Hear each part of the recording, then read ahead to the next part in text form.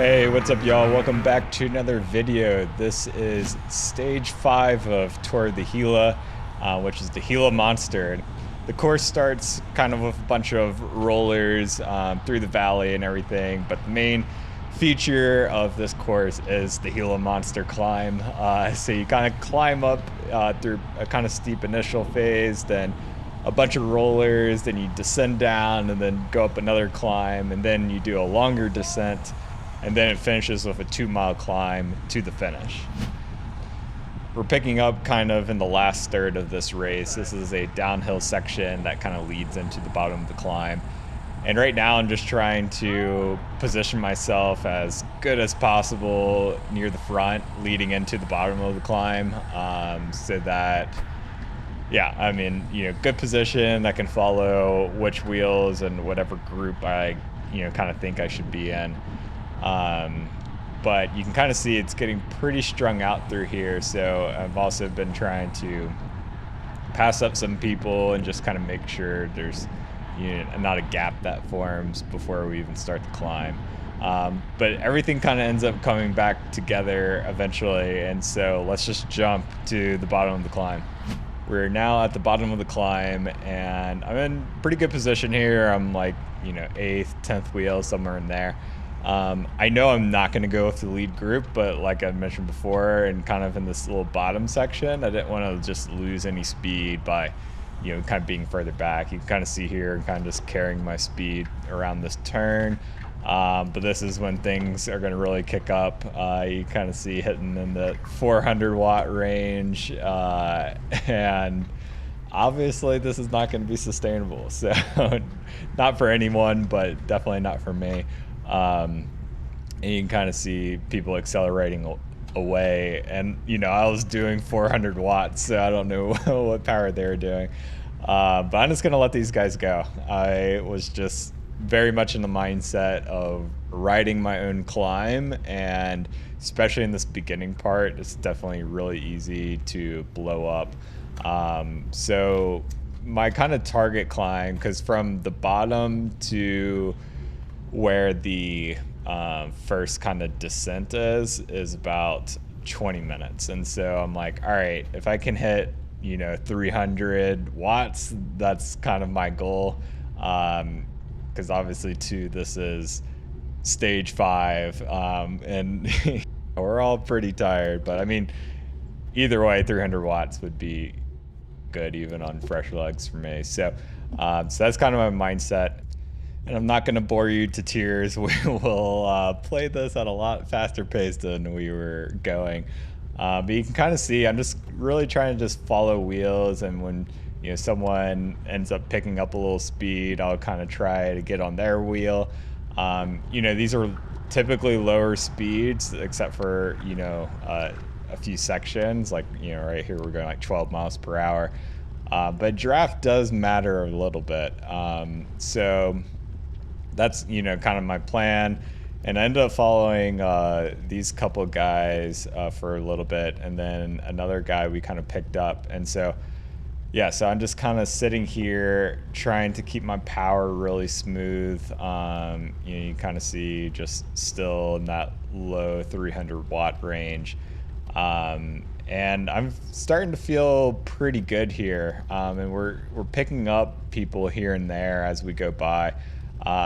So I'm like, all right, let me just keep this pace. And then we kind of get to this section, and it seems like the group is starting to slow down a little bit. You can kind of see now there's a guy coming on the left side, and so I'm like, all right, I'm gonna get on his wheel, because the guy right to my right here, he was kind of leading through a lot of that, but I think he kind of got tired. But this is where I kind of peek up the road, and I can see a bunch of people, and I'm like, all right, this is my time to kind of attack out of this group and try and bridge up as far as I possibly can before the downhill section comes. So I'm going to accelerate here a little bit, but not, accelerating a ton. Like, I'm only doing, if my target being 300, I'm not really getting much above 340 ever. I'm trying to just still keep it, anywhere in that like 315 to 340 range ideally, because in that, on a long climb like this, that's going to make a difference. So you don't need to spike up 100 watts to try and bridge, or else you're just going to blow up. And so trying to keep my legs in that sweet spot of like, all right, I can back off if I need to and not blow up. So this is when I start my bridge attempt. I really wasn't sure, how far I was going to be able to move up. At one point, kind of at the beginning of the climb, when all those people passed me, I was probably like 30th place or something. But right now we have like 1K to the top, and I'm like, all right, I need to catch this group by the time we get to the top, so I can be, on their wheels, once we hit the downhill section. Closing this last little bit is always the most painful, especially looking back at it. It's just like, you're just like dangling behind them, and you're like right there. But yeah, so we just hit the top, and I'm still not quite on them. And so I'm like, man, all right, let me test my descending skills. And obviously there's a lot of rollers through here, like I was talking about before. So I figured, all right, I can kind of do what I can, pedal on the downhill, and then accelerate on the uphill and see if I can kind of catch on. But for that first section, that first 20 minutes, I actually hit right on my goal of 300 watts. So I was like, all right, did that pretty well. So, but if we continue to fast forward here, we can see that slowly but surely I'm just continuing to bring them back, continuing to, chip away at them, while still, trying to not blow up. This last little bit was hard on this flat section. We're going 19 miles per hour. The draft was really important, but I was finally able to get back to them. And it turns out that this is actually the second group. And so this is going to be a battle for 8th place. The first group, I think, was about a minute and a half up the road. With the GC leader and a lot of the GC contenders. So if I could finish in the top 10, I would be more than happy, considering some of the previous stages, with the exception of the crit, didn't go quite according to plan. We are now finally cresting the top of the climb, and this leads into the longer downhill section that then will lead into the finish. And so the mile and kilometer readings on the top right are not quite accurate, and you'll see why. You can probably add whatever, like 5 miles or so on top of what those numbers say.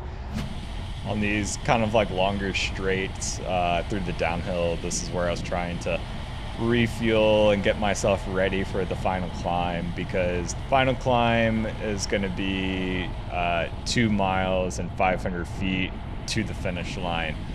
And my legs are feeling pretty good. I mean, I'm tired, everyone else is tired, but I tend to do pretty well with tired legs in situations like this. So I'm feeling pretty confident for the finish. I'm not sure if I can beat all of these guys, but I think I can at least be second or third out of this group, and get that top 10. So that's kind of what I'm thinking here.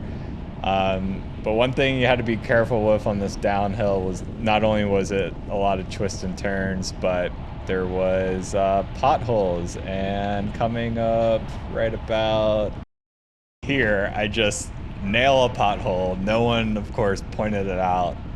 And I'm just like, please don't be a flat. Please don't be a flat. And so I'm just kind of still going here.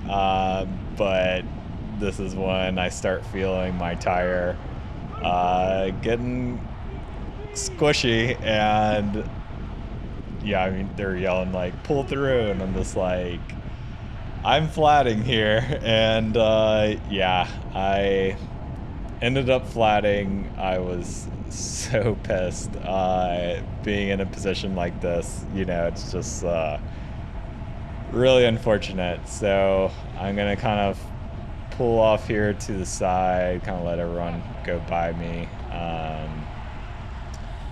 and kind of pull over here. And obviously this is a race, I don't have a saddlebag, but this race had neutral support and wheel support, and they had like multiple vehicles. So I'm like, all right, hopefully one of those comes here pretty quick.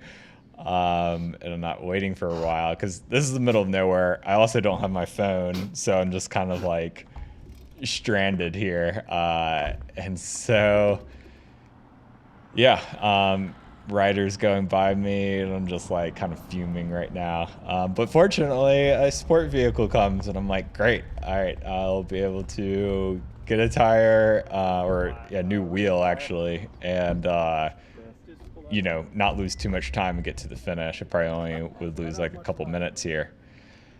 But it turns out that wheel support didn't have an Allen key or multi-tool for me to take my wheel off. This is a race, so like I said, I don't carry a saddlebag. And when I hear wheel support, I hear tools. And so yeah, so there's nothing this guy can do for me. And so, yeah, I was so mad. And so he kind of ends up radioing to other sport vehicles to see if they have something. But they're like tens of minutes back. So I'm just kind of sitting here not knowing, what to do. But curious what y'all think. Definitely leave in the comments, like, do you think it's reasonable for wheel support to have a multi-tool? Because I do. But, you live and learn, so that'll probably be something I bring with me next time, or at least check to see if they have something. But this is kind of where my race ended. Another support vehicle later on ends up coming, but I end up walking for 45 minutes until another support vehicle came, and they had an Allen key, so I was able to change it out, finish the race, second to last and not last, which isn't bad after walking for 45 minutes. But yeah, super disappointing. I'll kind of leave with a video I recorded of me walking. This is obviously in the moment, so super dramatic. But as always, I appreciate everyone that's been watching the videos. It's been cool seeing the channel grow. Have some more videos coming up here soon, so definitely subscribe and like the video, and I will catch you on the next one.